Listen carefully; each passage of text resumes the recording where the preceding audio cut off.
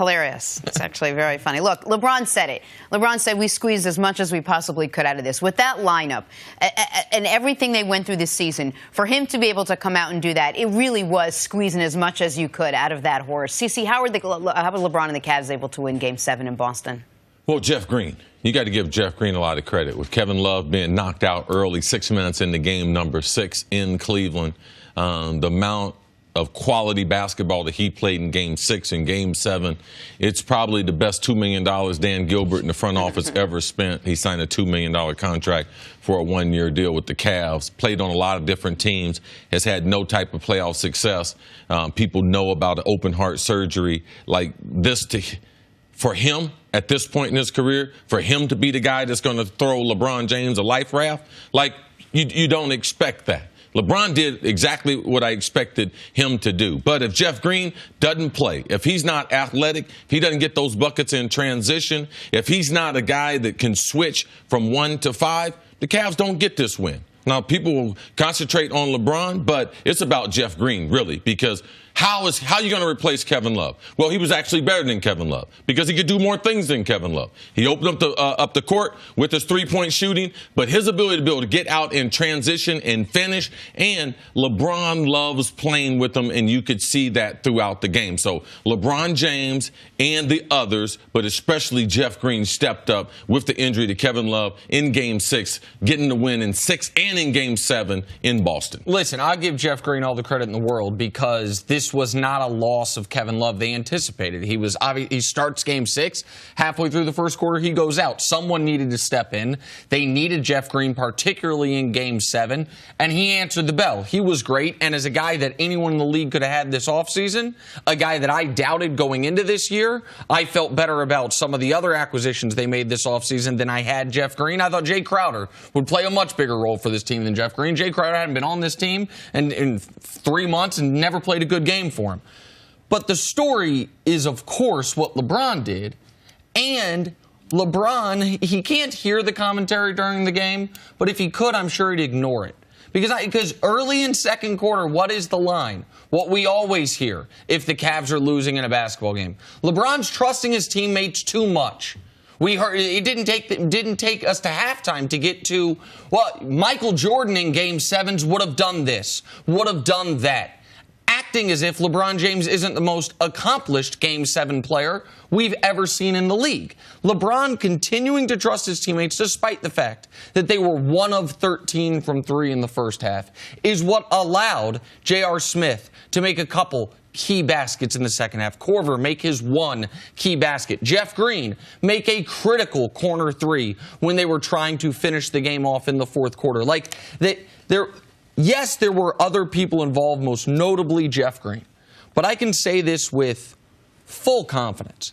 LeBron's the only guy I've ever seen, and I would argue anyone's ever seen, that could have gotten this team, this collection of players, without Kevin Love the last 2 games to add to it, to this point of the season, where they are once again guaranteed to play in the final game that will be played in the 27-18 season. That's the story to me from last night. Was this CC LeBron's best game of the season? At least the postseason?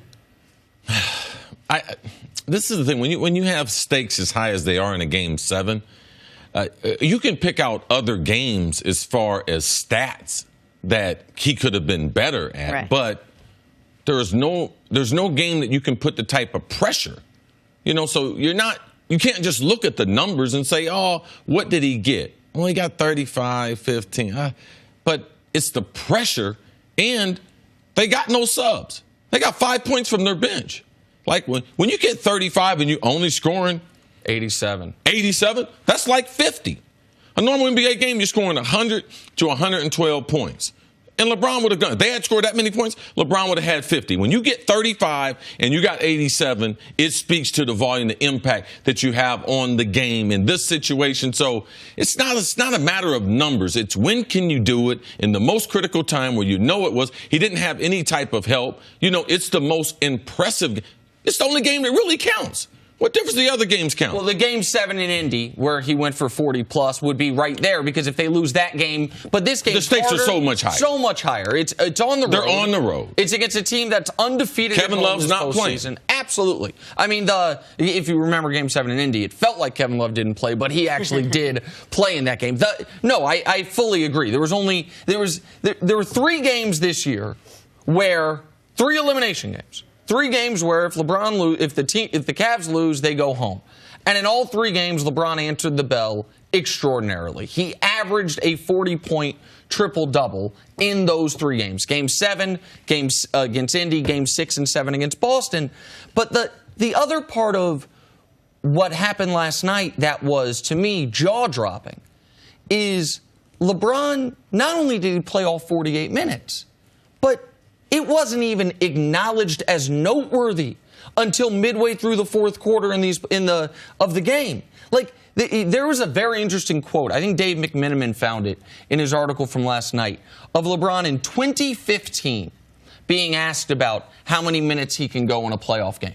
And he said 40, 41 is the max. He said, I can go 48 maybe in a regular season game, but in a playoff game when you're exerting that much, 40 or 41 is the most I can play and still give everything to my teammates. There was no question he was going to play at least 46 last night. He played 46 on Friday. 48 hours later, he plays 48, and we don't bat an eye at it. We look at some of the most well-conditioned, best athletes in the world in the Western Conference Series.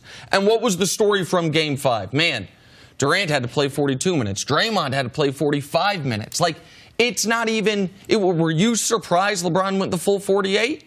I mean, I went into the game thinking. Well, he was on the stat sheet. He played 48 minutes, but there was 4 or 5 minutes where he was standing watching, backdoor, Jaylen Brown. He was on the court. They couldn't sub for him. All right, they were going to play a short bench. They were shorthanded, but there were times on the court that LeBron James was relaxing on the court, especially on the defensive end. Sure, but you would agree that's not the same rest as sitting on the bench. Like when But it's the truth, so I have to say it. Like you could see during the game, because he played 48 minutes, some of his defense and his attention span, it suffered. Like you could see that.